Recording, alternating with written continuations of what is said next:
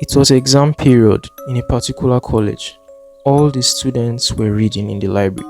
Everybody was giving in their best because nobody wanted to repeat the year.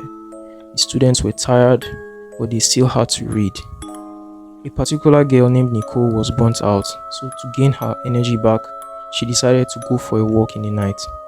As she left the library, she embraced the cool of the night.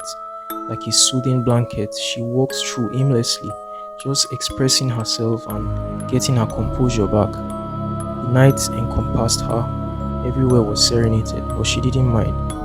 She just enjoyed her walk in the night. As she strolled aimlessly through the route of the cafeteria, she just enjoyed and basked in her thoughts.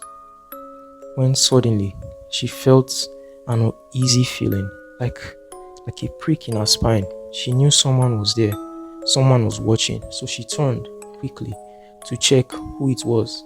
But because everywhere was dark and the security lights were off, she did not know or see anyone. She turned back with pure instincts. She knew she had to return to the library.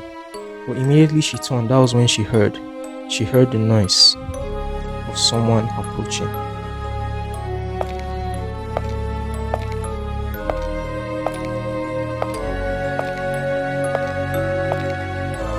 Where is that sound coming from? She wondered. It sounded like the clacking of high heels on impact to the ground. So she turned slowly as cold shivers ran down her spine on hearing that noise continue.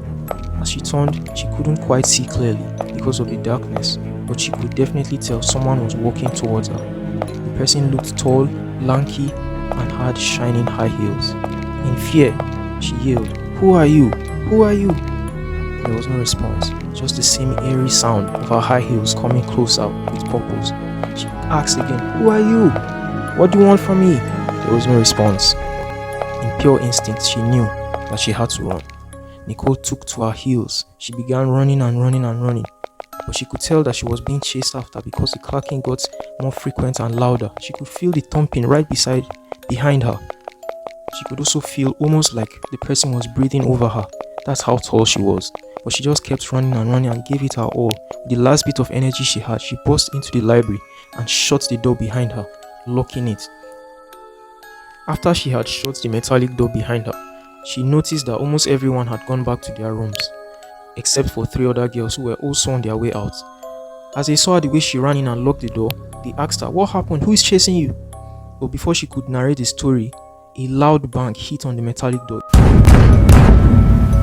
It just kept banging and banging and banging, deeply indenting the door. The girls screamed. They screamed so loud that it caught the attention of not only the security men but also the students who had left back to their rooms. Even after the banging had stopped, the girls just kept screaming and screaming. When everybody finally gathered, they allowed the girl to narrate their stories, leaving everybody in terror. The situation was so dire that they called the principal, who was in charge of taking care and overseeing the students.